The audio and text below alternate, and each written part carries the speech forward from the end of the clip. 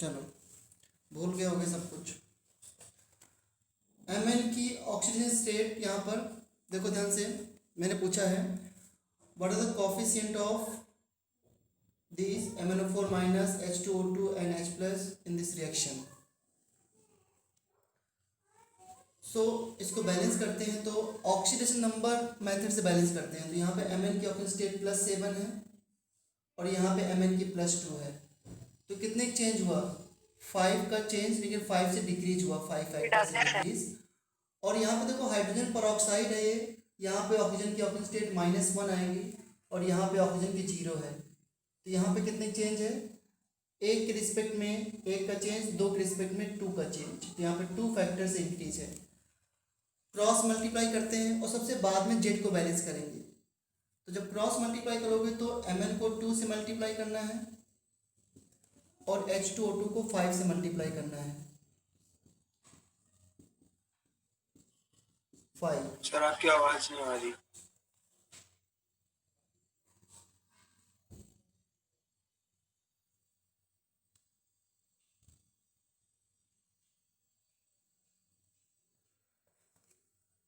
ठीक है, जब क्रॉस मल्टीप्लाई करोगे तो Mn को MnO4 माइनस को 2 से मल्टीप्लाई करना है और H2O2 को 5 से मल्टीप्लाई करना है, क्योंकि H2O2 से O2 में 2 का चेंज है। सर आपकी आवाज नहीं आ रही। और भी किसी को मेरी वॉइस नहीं आ रही है? आ रही है सर। आ रही है सर। हाँ बेटा, जिसको नहीं आ रही उसके यहाँ नेटवर्क प्रॉब्लम हो सकती है, तो एक बार आप रिकनेक्ट हो सकते हो बेटा।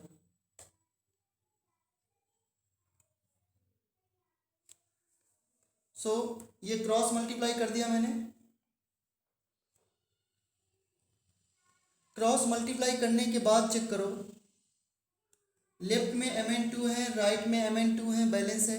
लेफ्ट में ऑक्सीजन कितने हैं? मैं यहाँ पे ऑक्सीजन क्यों देख रहा हूँ? क्योंकि ऑक्सीजन की ऑक्सीजन स्टेट में चेंज था। जिसकी ऑक्सीजन स्टेट चेंज हो रही है उसको पहले बाइफुल करते हैं। सो 5 2 जा 10 और यहाँ पे 5 2 जा 10, ऑक्सीजन भी बैलेंस है। नाउ हाइड्रोजन का नंबर आता है। एसिड मीडियम में हाइड्रोजन को बैलेंस करते वक्त जिस साइड ऑक्सीजन ज़्यादा होते हैं उसके अपोजिट साइड उतने ही वाटर ऐड कर देते हैं। तो देखो यहाँ पर कितने ऑक्सीजन है टोटल? 4 2 जा 10, सॉरी 4 2 जा 8 और 8 प्लस 10, 18 ऑक्सीजन है इस साइड। और इधर कितने ऑक्सीजन है? 5 2 जा 10, 10 ऑक्सीजन है। तो oxygen deficient side water add करना है। कितने वाटर ऐड करूं? जितने ऑक्सीजन कम है, तो 8 H2O।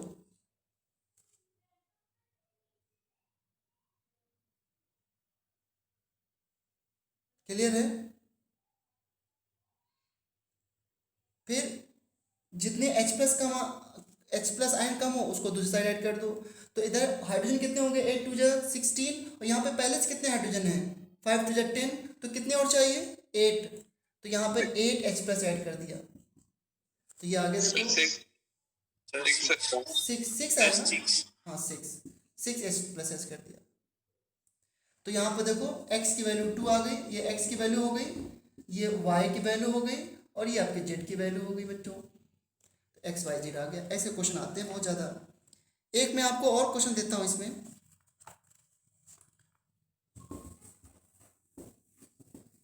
आपकी स्क्रीन क्या? तो कुछ नहीं हो, वैसे हो गई। नेक्स्ट क्वेश्चन है MnO4 minus plus C2O4 2 minus change into Mn2 plus NCO2। यहाँ पे भी H प्लस है और फिर से ये X फैक्टर इसका, Y फैक्टर है यहाँ पे और ये Z है, सॉरी Z H प्लस है। आपको बताना है X Y Z क्या होंगे। राइट हैंड साइड वाटर भी आ सकता है। So you have to balance this equation. Take 30 seconds और ट्राई करो इसको कैसे बैलेंस करोगे। ये इक्वेशन 12th में भी है, डी ब्लॉक में।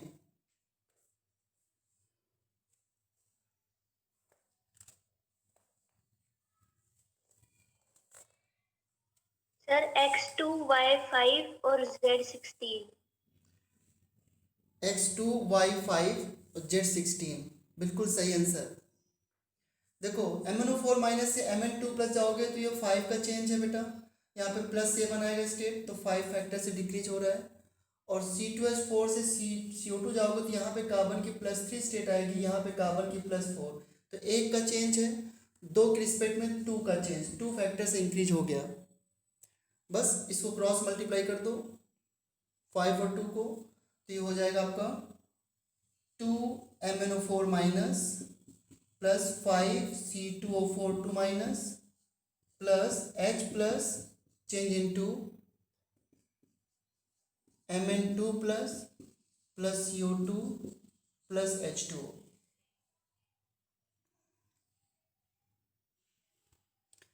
अब बैलेंस देखते हैं कि बैलेंस है कि नहीं दोनों साइड। तो Mn2 है, यहाँ पर Mn2 है, और सॉरी 5 का फैक्टर मैंने यहाँ मल्टीप्लाई नहीं किया, ये भी 5 से मल्टीप्लाई हो गया।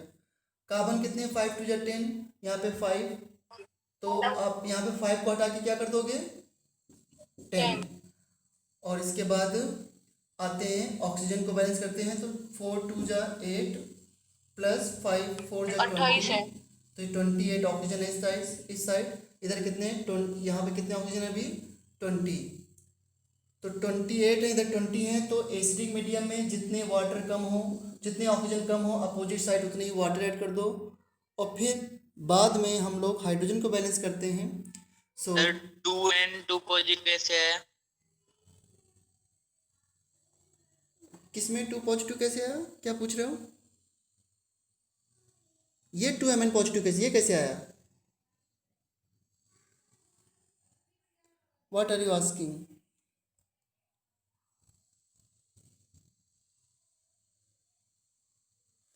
फिर से क्वेश्चन पूछिए, आप क्या पूछ रहे हो?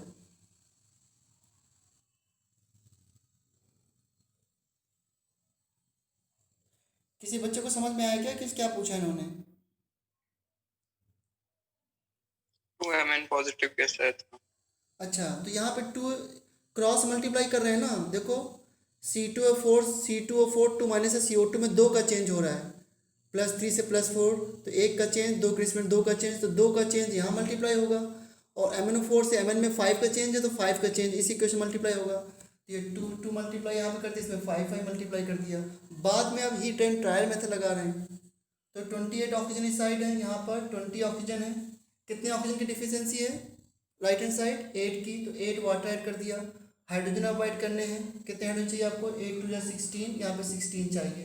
तो x की वैल्यू 2, y की वैल्यू 5 और z की वैल्यू 16 हो गई। इस तरीके से हम लोगों ने बैलेंस कर लिया इसको।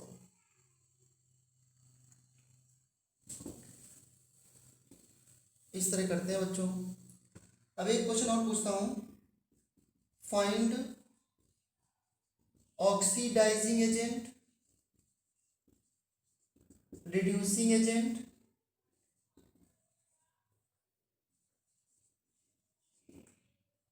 And both oxidizing agent reducing agent among them.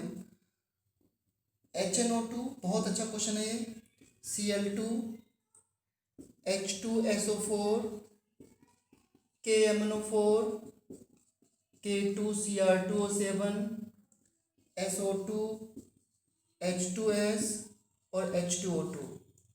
चलो कैसे चेक करते हैं कि एलिमेंट केवल ऑक्सीडाइजिंग एजेंट होगा, केवल रिड्यूसिंग एजेंट होगा, या दोनों एजेंट होंगे, कैसे चेक करते हैं बच्चों?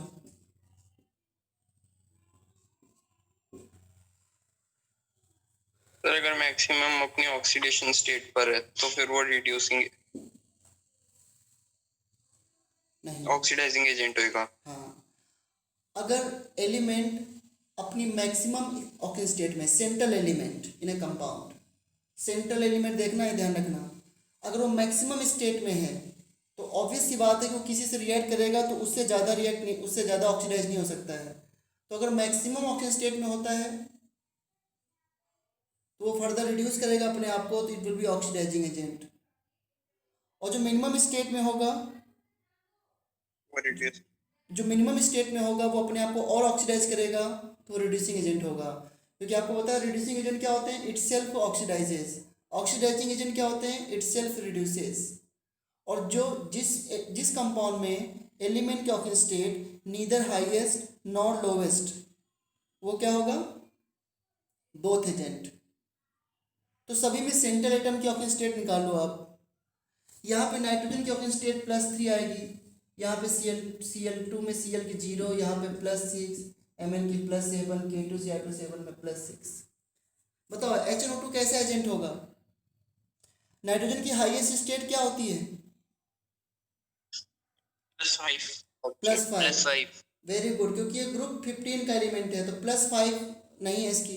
+3 का मतलब क्या हुआ कि ये +5 जा सकता है, यानी कि अपने आप को ऑक्सीडाइज कर सकता है, और लोअर में भी आ सकता है, -3 तक भी आ सकता है, तो अपने आप को ऑक्सीडाइज कर रिड्यूस भी कर सकता है। तो it can act as a both reducing as well as oxidizing agent. और जो बोथ एजेंट की तरह बिहेव करते हैं वही कंपाउंड डिसप्रपोर्शनेशन रिएक्शन भी शो करते हैं, डिसप्रपोर्शनेशन रिएक्शन। ठीक है, जिस कंपाउंड में एलिमेंट की oxygen state neither highest nor lowest होती है, that compound can undergo disproportionation reaction. ठीक है, डिसप्रपोर्शनेशन से सबको पता ना क्या होती है, एक ही टाइप का एलिमेंट ऑक्सीडाइज भी होता है और रिड्यूस भी होता है। आपने कैंजारो रिएक्शन में सुना है ना, और कल भी इसका एग्जाम्पल दिया था। तो Cl2 कैसा एजेंट होगा बताइए।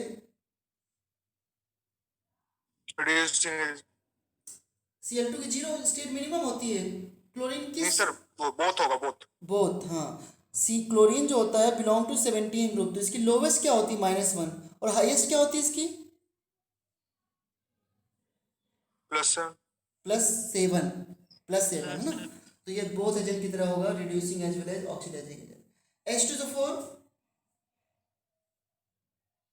ऑक्सीडाइज। हाँ हाईएस्ट में है, तो आप इससे ज़्यादा ऑक्सीडाइज नहीं कर सकता अपने आप को, तो रिड्यूस करेगा अपने आप को हमेशा रिएक्शन में। तो एजेंट कैसा होगा, ऑक्सीडाइजिंग, तो ओनली ऑक्सीडाइजिंग।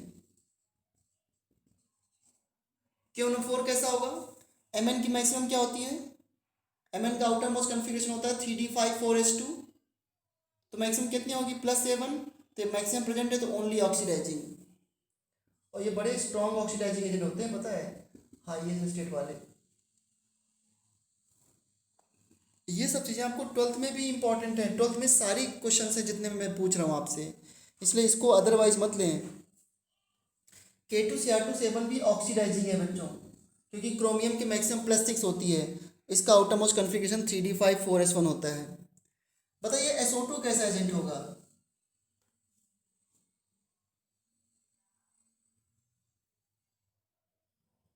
बोथ होगा।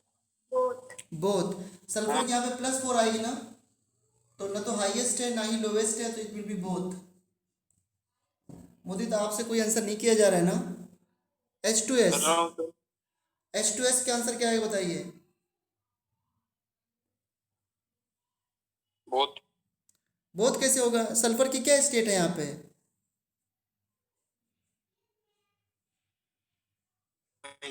-2 है, -2 है, और सल्फर की लोवेस्ट क्या होती है, मतलब लोवेस्ट -2। हाँ, सल्फर की रेंज क्या होती है, -2 टू +6, 16 ग्रुप का +6। एलिमेंट है ना, हाँ। तो ये -2 स्टेट है, तो ये तो लोवेस्ट में है, तो ये अपने आप को केवल क्या करेगा, ऑक्सीडाइज। तो एजेंट कैसा होगा, ओनली रिड्यूसिंग एजेंट, जो अपने आप को केवल ऑक्सीडाइज करता है, इट विल रिड्यूसिंग एजेंट। तो लोवेस्ट में ध्यान रखना है, याद कैसे रखना है, लोवेस्ट का मतलब रिड्यूसिंग एजेंट, क्योंकि रिडक्शन एक तरीके से कह सकते हो। लोवेस्ट का मतलब रिड्यूसिंग एजेंट, और हाईएस्ट का मतलब ऑक्सीडाइजिंग एजेंट, और इंटरमीडिएट का मतलब बोथ।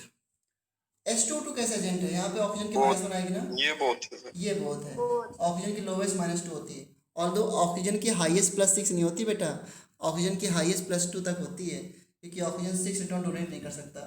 OF2 में ऑक्सीजन की +2 होती है बस। HClO में Cl की +1 है, कैसा एजेंट होगा ये, बोथ। बोथ और यहाँ पे Cl की +7 है, तो ये क्या होगा, ओनली ऑक्सीडाइजिंग। और P4 में P की 0 है, तो ये क्या होगा, बोथ। फास्फोरस की वैल्यू कैसे करेंगे, -3 से +5। सो अगर मैं इसमें एक पूछ लेता इंटीजर टाइप का क्वेश्चन कि कितने कंपाउंड ऐसे हैं या मॉलिक्यूल ऐसे हैं जो डिसप्रपोर्शनेशन रिएक्शन शो करेंगे, ये इंटीजर टाइप का क्वेश्चन बन गया, तो क्या जवाब देते हैं आप। डिसप्रपोर्शनेशन का मतलब क्या बताना होता है फाइनली, कि रिड्यूसिंग एजेंट और ऑक्सीडाइजिंग एजेंट दोनों तरह कौन बिहेव कर रहा है। 6. हाँ, तो बोथ कितने में है देखो, 1 2 3 4 5 6, हो गया आंसर 6।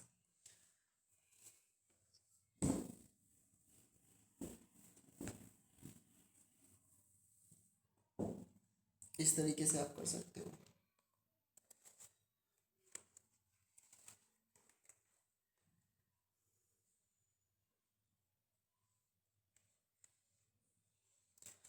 ये मुझे बताओ फिर से, क्वेश्चन मैंने कई बार पूछा आपसे, लेकिन फिर से गलत करोगे I believe.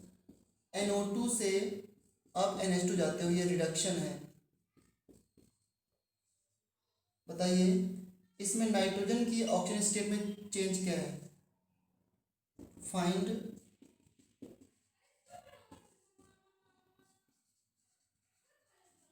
Change in oxidation state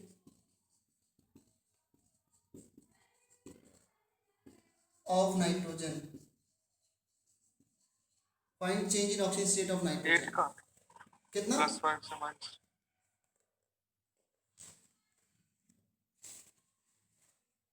ये रिडक्शन में भी आपने सीखा अमाइंस में NO2 NH2 में कैसे कन्वर्ट होता है, बाई SN प्लस HCl या Fe प्लस HCl।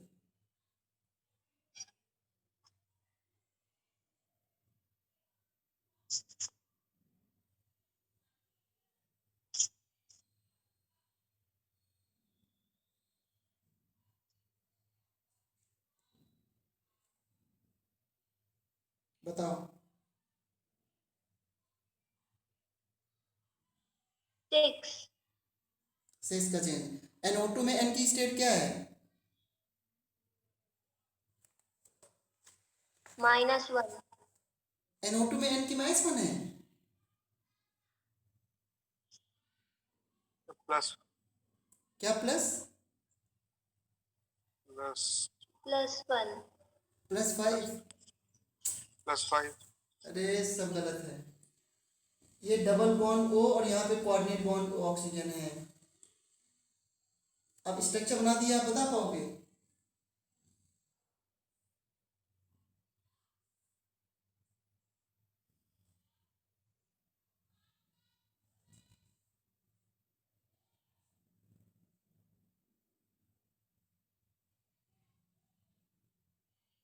आंसर करो प्लीज, इतना डिफिकल्ट क्वेश्चन नहीं पूछा है मैंने।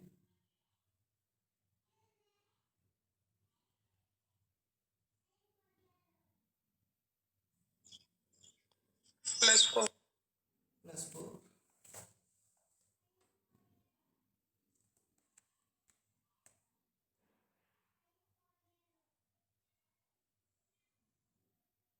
घर में आप नहीं बोलोगे अपने आप से? सर NO2 में इसके +3 आएगी। तो बोल नहीं सकते इतनी देर से? +3 बिल्कुल राइट आंसर है। नाइट्रोजन का डबल बॉन्ड ऑक्सीजन से है, तो यहाँ पर 2 का लॉस हुआ, इसके रिस्पेक्ट में 2 का लॉस, इसके रिस्पेक्ट में कितने का लॉस, बताओ जरा। Oxygen is more electronegative than nitrogen, कितने का लॉस हुआ? 2 का लॉस, तो +2। और इस कार्बन के साथ एक बॉन्ड है, तो इसमें 1 का गेन हो गया, तो -1, तो टोटल कितना आ गया? +3। +3 यहाँ पर सभी बच्चों ध्यान देना। और NH2 में N की क्या है? -3 -3, तीनों से 1 इलेक्ट्रॉन गेन करेगा। एक बॉन्ड के रिस्पेक्ट में 1 का गेन या 1 का loss depend upon difference in electronegativity. तो +3 से -3 जा रहा है, तो चेंज क्या आया? 6 का चेंज आया। अभी भी आप लोगों को बेसिक क्वेश्चन गलती होते हैं बार बार। स्ट्रक्चर से ऑक्सीजन स्टेट निकालना सीखो, कैसे निकालते हैं। इसमें x मान के करोगे तो गलत आएगा आंसर, x मान के नहीं करना है इसको।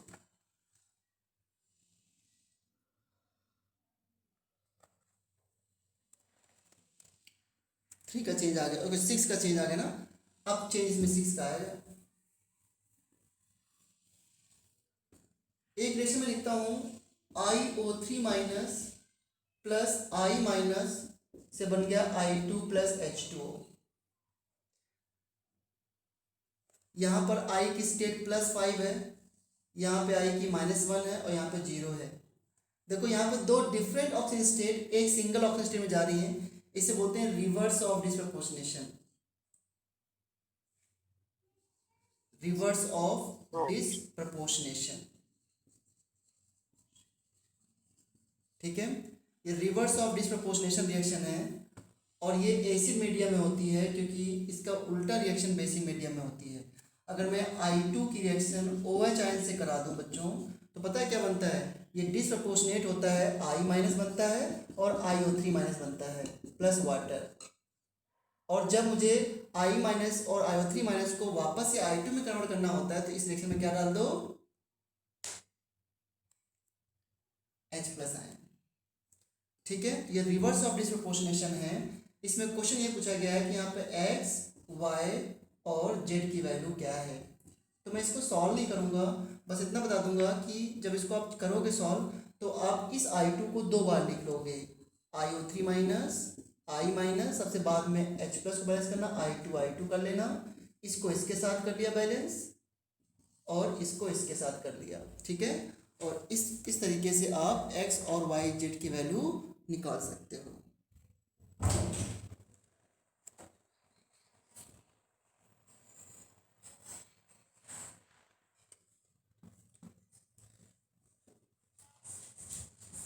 ठीक है,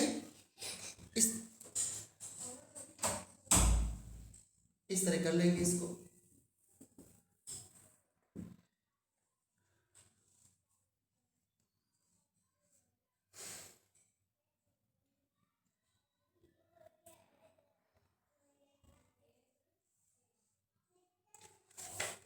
कोई बता सकता मुझे NCl3 में नाइट्रोजन की ऑक्सीजन स्टेट क्या आएगी, oxidation state of nitrogen in NCl3।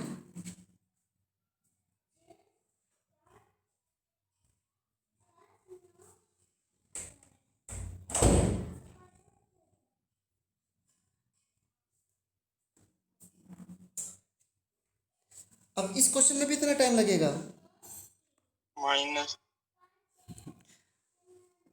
मुझे पता है आपको क्या कंफ्यूजन हो रहा है आपके माइंड में। यहाँ पे नाइट्रोजन और क्लोरीन में किसकी इलेक्ट्रोनेगेटिविटी ज़्यादा होती है, पता है आपको? नाइट्रोजन की।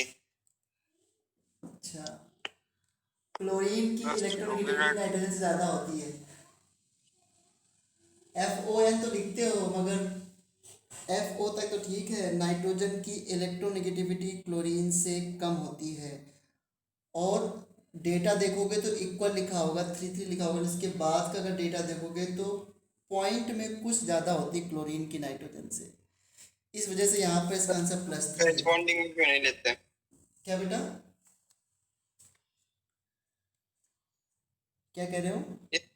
इसको एच बॉन्डिंग में क्यों नहीं लेते फिर Cl को? साइज की वजह से, हाइड्रोजन बॉन्डिंग दो पे डिपेंड करती है। ये भी अच्छा क्वेश्चन है। इलेक्ट्रोनेगेटिविटी और साइज, बड़े साइज को नहीं कंसीडर करते हैं क्योंकि हाइड्रोजन उसके इतना क्लोज नहीं हो पाता है। Okay sir. हाँ, और एक बात बता दूं मैं आपको मुदित, क्लोरीन को हमेशा इग्नोर भी नहीं करते हैं हाइड्रोजन बॉन्डिंग में। Okay sir. हाँ, ये देखो, ये मॉलिक्यूल है COOH और Cl, यहाँ पे क्लोरीन हाइड्रोजन बॉन्डिंग करता है क्योंकि वो उसके काफ़ी क्लोज आता है ऑर्थो पोजीशन की वजह से। तो in some cases chlorine also form hydrogen bonds.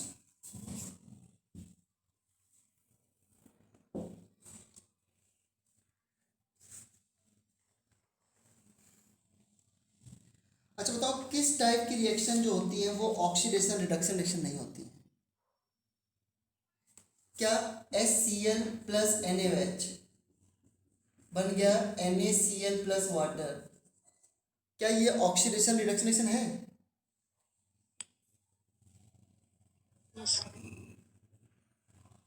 बताओ,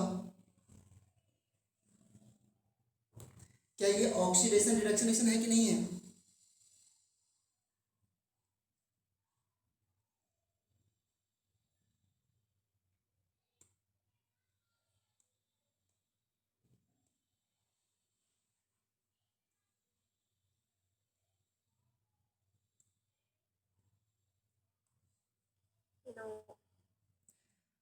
ऑक्सीडेशन स्टेट में चेंज देख लो ना, ऑक्सीडेशन स्टेट में कोई चेंज आ रहा नहीं आ रहा ना। लेफ्ट में H की +1, राइट में H की +1, Na की +1, Na की +1, ऑक्सीजन के -2, राइट में -2, तो कोई चेंज नहीं है ना ऑक्सीडेशन स्टेट में।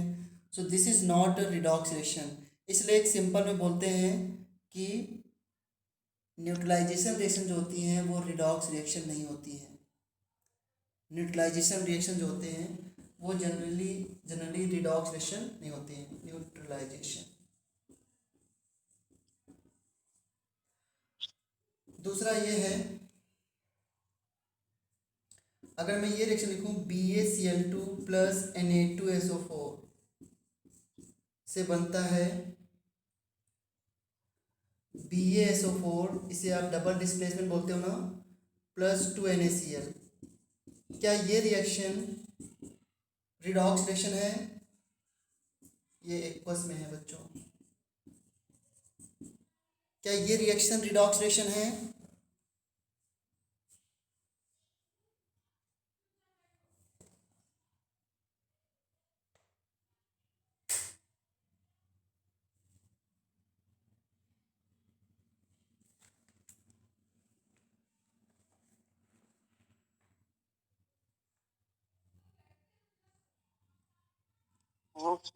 No sir. नहीं है। इस रिएक्शन को क्या नो बोलते हैं? सर। हाँ, क्या बोलते हैं इस रिएक्शन को? PPT है ना, double BaSO4 displacement reaction. Precipitation reaction है ना। Double yes displacement. सर। हाँ, डबल डिस्प्लेसमेंट, प्रेसिपिटेशन, ये भी रिएक्शन आपकी रिडॉक्स रिएक्शन नहीं होती है। लेकिन सभी प्रेसिपिटेशन के बारे में मुझे नॉलेज नहीं है, बट ये है कि न्यूट्रलाइजेशन और प्रेसिपिटेशन जनरली रिडॉक्स रिएक्शन नहीं होती हैं। तो अगर ऐसा क्वेश्चन आता है तो आप समझ सकते हो। डबल डिस्प्लेसमेंट खासकर, अब जैसे मान लो एक रिएक्शन में ये लिख दूँ KCl plus KNO3, sorry NaNO3, अगर मैं ऐसे लिख दूँ चेंज इनटू NaNO3 प्लस क्या आएगा NaCl, क्या ये रिएक्शन रिडॉक्स रिएक्शन है? सर KNO3 आएगा। हाँ, के यहाँ पे KNO3 आएगा, सॉरी KNO3 प्लस NaCl, क्या ये रिएक्शन रिडॉक्स रिएक्शन है? No sir. देख लो ध्यान से, है क्या बच्चों?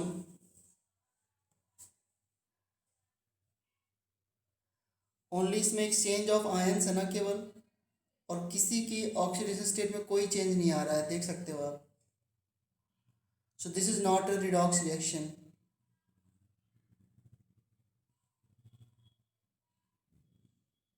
सही है ना? कुछ तो बोलो आप लोग। Yes sir. अगर मैं इन तीनों रिएक्शन में क्वेश्चन आपसे और पूछ लूं कि इन 3 रिएक्शन में किस में इक्विलिब्रियम आ सकता है, तो क्या जवाब दोगे? इक्विलिब्रियम की क्या कंडीशन होती है? What do you second mean by वाली। इक्विलिब्रियम? सेकंड।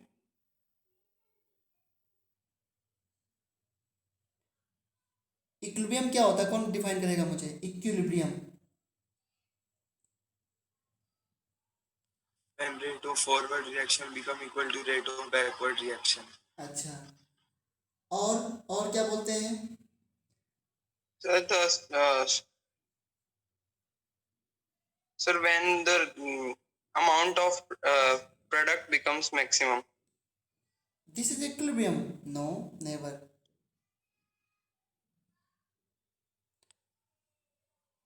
और कोई? इक्विलिब्रियम क्या होता है? सर जिसमें टेम्परेचर प्रेशर की कंडीशंस टाइम के साथ चेंज नहीं होती। टेम्परेचर प्रेशर की कंडीशन चेंज ना हो।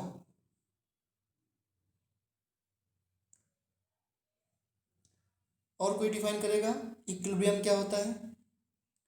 और इन तीनों रिएक्शन में किस में इक्विलिब्रियम आ सकता है?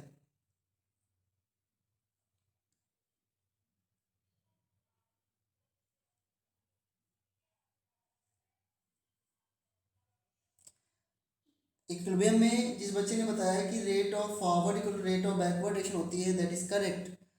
बट और इम्पॉर्टेंट पॉइंट ये है कि इक्विलिब्रियम में प्रोडक्ट की कंसंट्रेशन और रिएक्टेंट की कंसंट्रेशन एक टाइम पर कांस्टेंट हो जाती है.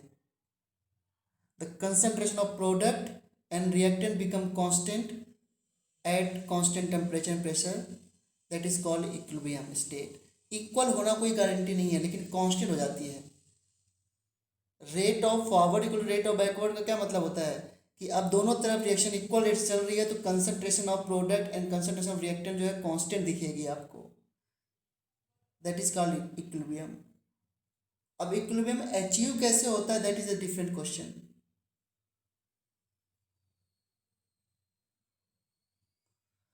तब तक कांस्टेंट रहेगी जब तक कि हम कोई एक्सटर्नल फैक्टर ना लगा दें, प्रेशर ना का इफेक्ट ना लगा दें, या टेम्परेचर चेंज ना कर दें, या कैटलिस्ट ना डाल दें. तब तक the concentration of the reactant and product will remain constant in equilibrium. अब इसमें किस में इक्विलिब्रियम हो सकता है? अगर किसी रिएक्शन में प्रोडक्ट में प्रेसिपिटेट बन गया, क्या वापस से it will give reactant? Precipitate is the stable form of substance, stable form of substance. इस रिएक्शन में कभी भी इक्विलिब्रियम नहीं आ सकता है. और न्यूट्रलाइजेशन रिएक्शन भी एक्सोथर्मिक रिएक्शन होती है, वन डायरेक्शन होती है, इसमें भी कभी इक्विलिब्रियम नहीं आ सकता. और जो लास्ट रिएक्शन है जरा ध्यान से देखो, के प्लस और Cl माइनस में क्या फोर्स है? आयनिक बॉन्डिंग है. Na प्लस और NO3 में क्या फोर्स है? आयनिक बॉन्डिंग है. K प्लस NO3 में क्या फोर्स है? Ionic bonding. और NaCl में क्या फोर्स है? Ionic bonding. तो nature of force of reactant जो है वो nature of force in product बिल्कुल सेम है, मतलब एक जैसा है. तो ये reaction, this reaction can be in equilibrium. ये इक्विलिब्रियम में हो सकती है. तो इक्विलिब्रियम मैंने स्टार्ट नहीं किया, बट एक क्वेश्चन आ गया. जैसे कंबशन रिएक्शन है, C+O2 से CO2 बनता है. ये कंबशन है, इसमें हीट जनरेट होती है. क्या CO2 गैस वापस से C और O2 बना देगा क्या? यस या नो? नो. इसलिए ये रिएक्शन भी रिवर्सिबल रिएक्शन जो है इक्विलिब्रियम में नहीं हो सकती कभी भी सेम कंडीशन पे.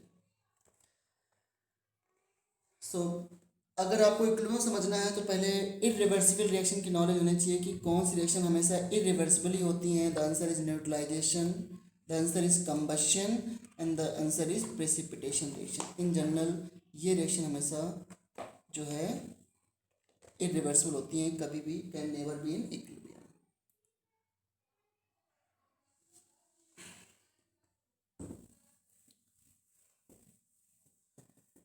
अगर मैं कोई रिएक्शन लिखता हूँ, ध्यान देना, जरा बताना मुझे कुछ छोटी छोटी बातें. ए गैस से बी गैस ये लिखता हूँ, ठीक है. मैं पूछूं कि इसका Kp कैसे लिखोगे, क्या जवाब दोगे? How to write Kp of this reaction?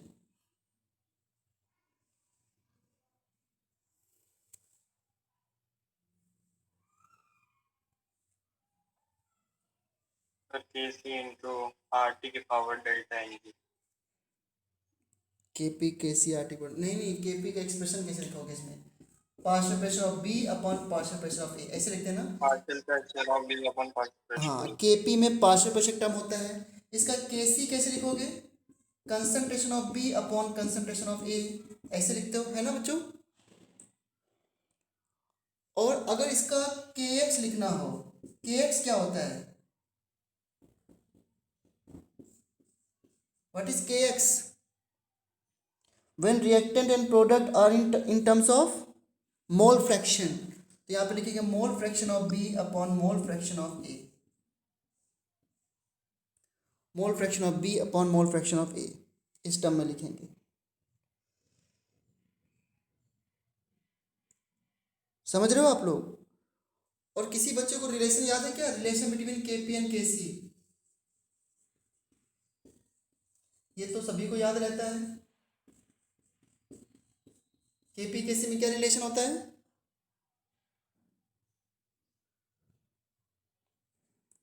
इसका मतलब है कि आप लोग ध्यान से पढ़ नहीं रहे, फिर कुछ और काम कर. Kc into RT के power delta Ng.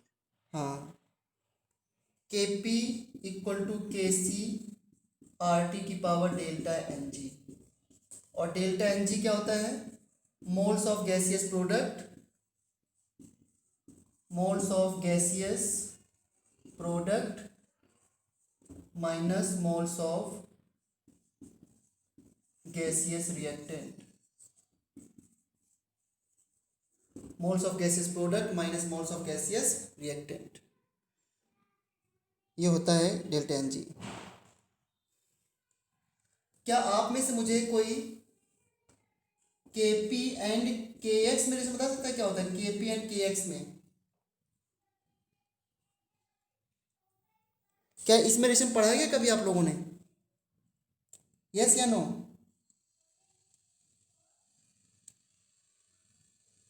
Oh, sir. देखो, नहीं पढ़ा है तो तुरंत निकाल सकते हो इसमें। मान लो इसी इक्विलिब्रियम के लिए निकालना है, या फिर मैं एक काम करता हूँ, इसमें ऐड कर देता हूँ बी गैस प्लस सी गैस, और इसके लिए बताना है के पी और के एक्स में क्या रिलेशन होगा। थोड़ा सा पार्टिसिपेट करना आप लोग। इसका के पी कैसे लिखते हो? Partial pressure of C into partial pressure of B divide by partial pressure of A. Partial pressure क्या होता है जरा ये बताना मुझे। What is partial pressure?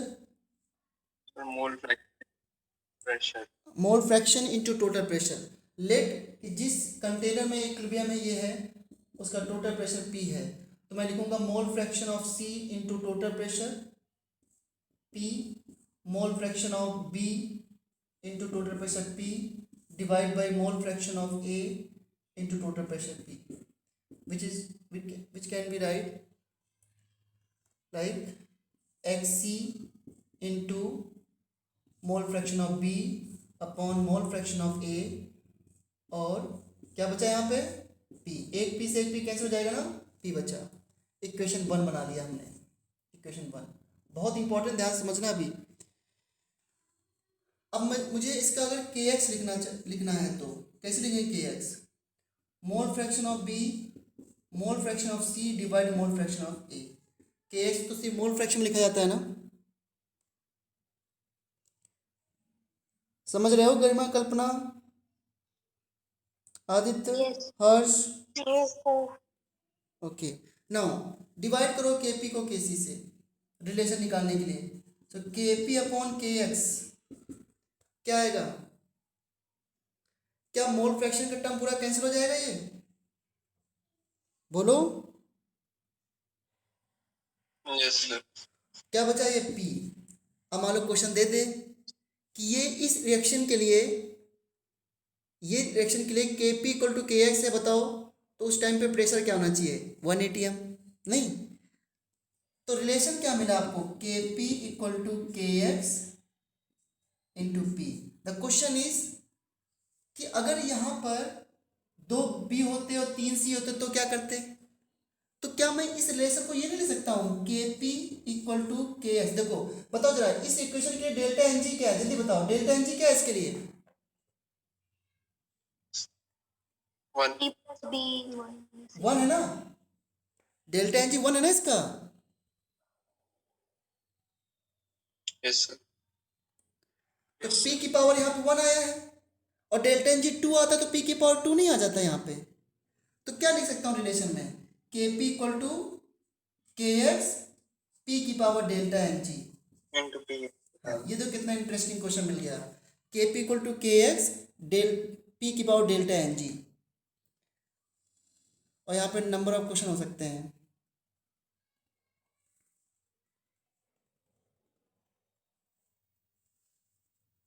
ठीक है,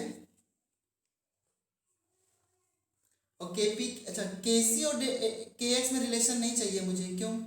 क्योंकि के एक्स में मोल फ्रैक्शन होता है और के सी में कंसंट्रेशन होता है। हाँ, इससे निकाल सकते हैं कि हम के पी की प्लेस में क्या पुट कर सकते हैं? के पी की प्लेस में पुट करता हूँ के सी आर टी की power delta N G equal to K X P की पावर डेल्टा एन जी। देखो कितना अच्छा बन गया ये, मतलब इसमें कोई क्वेश्चन हो सकता है। तो अब बताओ यहाँ से कुछ कैंसिल हो रहा है क्या? नहीं, तो मैं के सी इक्वल टू के एक्स और इसको इधर साइड ले आया, तो पी अपॉन आर टी की पावर डेल्टा एन जी। क्या ये लिख सकता हूँ मैं? यस या नो? फास्ट बताओ मुझे। सर v की पावर डेल्टा एन जी भी लिख सकते हैं। हाँ बिल्कुल सही। देखो तो आप सोचो यहाँ पे अच्छे अच्छे क्वेश्चन बन सकते हैं यहाँ पे।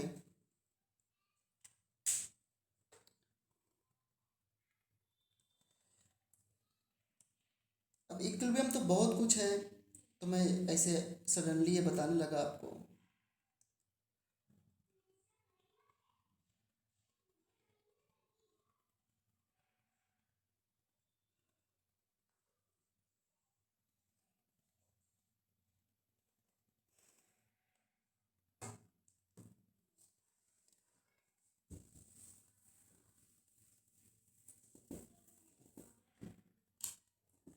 याद है आप लोगों की, अगर equilibrium A gas between B gas and C gas है,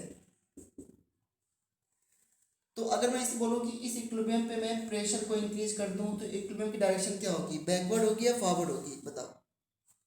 ली चैटर्जी प्रिंसिपल थोड़ा बहुत याद है, मैं ये मान के चल रहा हूँ। तो अगर मैं इसमें प्रेशर इंक्रीज कर दूं तो डायरेक्शन क्या होगी इक्विलिब्रियम की?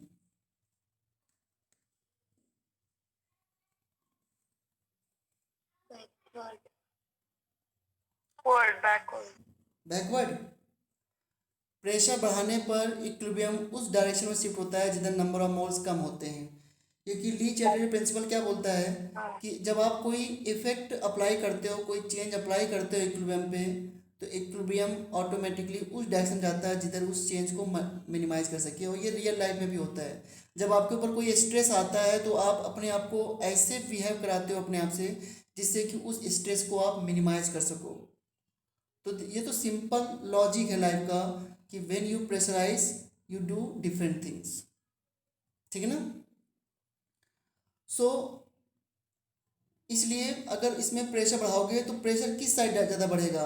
प्रोडक्ट साइड या रिएक्टेंट साइड? दैन से product side. P V equal to N R T से क्या पी प्रोपोर्शनल टू एन नहीं कर सकता मैं? तो जिस साइड मोल ज़्यादा होंगे उस साइड प्रेशर भी ज़्यादा होगा। तो अगर ये इक्विलिब्रियम पहले से एस्टेब्लिश्ड है, इसमें मैंने प्रेशर बढ़ा दिया तो ऑब्वियसली प्रोडक्ट साइड प्रेशर ज़्यादा बढ़ जाएगा। तो उस इंक्रीज प्रेशर को, बढ़े हुए प्रेशर को बैलेंस कैसे होगा? अगर प्रोडक्ट के मॉलिक्यूल आपस में रिएक्ट करके क्या बनाने लग जाए? रिएक्टेंट। तो रिएक्टेंट के मोल्स अगर बढ़ेंगे तो उसका बढ़ा हुआ प्रेशर प्रोडक्ट का डिक्रीज होगा। इससे प्रेशर बढ़ाने पर रिएक्शन क्या हो जाएगी? बैकवर्ड। तो आप एक लैंग्वेज यूज करते हो कि प्रेशर बढ़ाने पर डायरेक्शन उधर होती है जिधर नंबर ऑफ मोल्स कम होते हैं।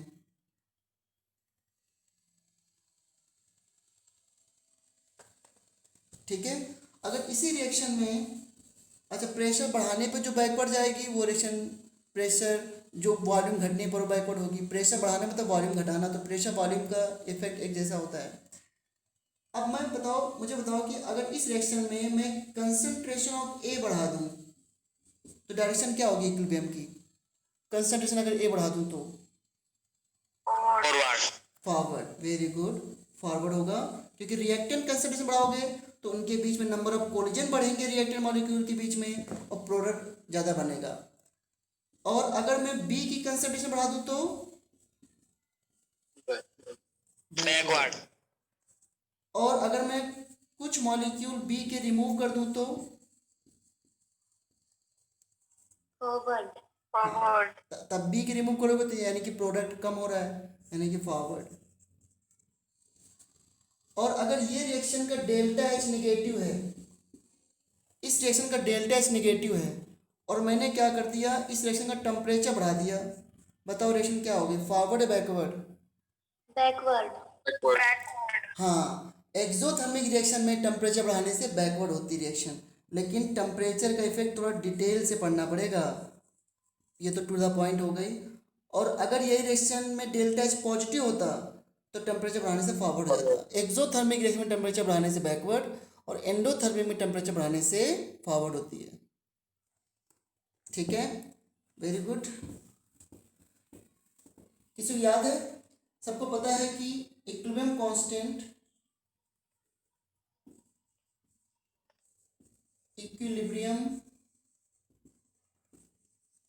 Constant changes with change in temperature. Temperature change होने से ओनली चेंज होता है।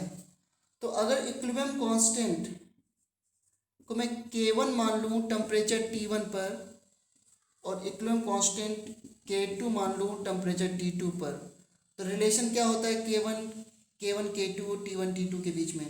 ये मैंने काइनेटिक्स में भी बताया था आपको। क्या रिलेशन आता है? The log of K1 by K2 log of K1 by K2 equal to equals to delta H minus delta H naught upon 0.303 R R 1 by T1 minus 1 by T2. Yes 1/T1 minus 1/T2। ठीक है, इसे कौन सी equation बोलते हैं हम लोग? इस equation का नाम क्या होता है?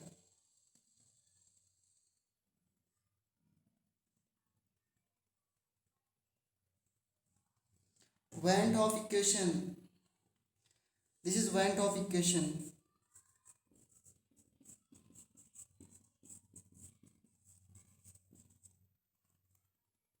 ये Van't Hoff equation है बच्चों।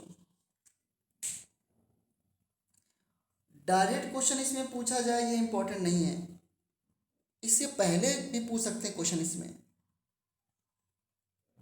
इसमें तो क्या है भाई, T1 T2 दे देंगे, K1 K2 दे देंगे, पूछेंगे इंथैल्पी ऑफ क्या है रिएक्शन।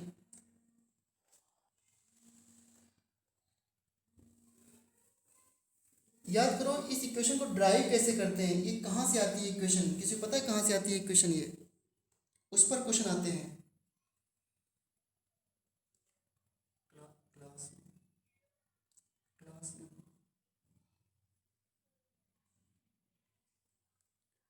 कहाँ से आती है इक्वेशन? ये आती है यहाँ से, delta G equal to delta G naught plus 2.303, या फिर मैं इसको इसमें ले सकता हूँ plus RT ln Q। Q क्या होता है? रिएक्शन कोएफिशिएंट, जिससे इक्विलिब्रियम की डायरेक्शन डिसाइड की जाती है Q से। तो इक्विलिब्रियम पे आप क्या लिखते हो? एट इक्विलिब्रियम, ये relation between delta G and delta G not होता है। इक्विलिब्रियम पे डेल्टा जी जीरो करते हो ना, तो क्यू क्या बन जाता है? के इक्विलिब्रियम। तो इसमें अगर पुट करोगे, यहाँ पे जीरो पुट कर दोगे, डेल्टा जी नॉट को जीरो नहीं करते हैं इक्विलिब्रियम पे, डेल्टा जी को जीरो करते हैं। तो यहाँ पे जब जीरो पुट करोगे तो ये आ जाएगा delta G naught equal to minus RT ln K equilibrium. और यहाँ से आप डेल्टा जी नॉट को क्या ले सकते हो? Delta H naught minus T delta H naught. This is fundamental equation of thermodynamics which is equal to minus RT ln K equilibrium. इसको इधर कर दो तो delta H naught minus T delta H naught upon minus RT equal to ln K equilibrium. ठीक है, और इसको ऐसे लिख सकते हो आप, ln K equilibrium equal to, separate कर दिया इसको, तो delta H naught upon minus RT plus delta H naught upon R। तो ये फैक्टर जो है टेम्परेचर इंडिपेंडेंट हो गया। अब इसमें ग्राफ पूछते हैं कि अगर मैं ln के इक्विलिब्रियम और 1/T में ग्राफ प्लॉट करूं तो क्या आना चाहिए graph? y equal to minus mx plus C. तो इस तरह ग्राफ आएगा नहीं आएगा? इसका स्लोप क्या होगा? Delta H naught upon R। ठीक है, और इसको लॉग में लिखोगे तो यहाँ पे 2.303 आ जाएगा। अब इसमें आप क्या करो कि के इक्विलिब्रियम कांस्टेंट को K1 पुट कर दो और टेम्परेचर T1 पर, और के इक्विलिब्रियम कांस्टेंट को K2 पुट कर दो टेम्परेचर T2 पर। और इससे दो इक्वेशन बना लो आप। ये कंपेयर करने को भी यहाँ से आता है। इससे दो इक्वेशन बना लो, उनको सेपरेट कर दो तो यही आ जाएगा। इस ln को आप लॉग में कन्वर्ट कर दो। यहाँ से बहुत इंपॉर्टेंट क्वेश्चन बनते हैं। क्या समझ रहे हो आप लोग? Yes, sir. Yes, sir.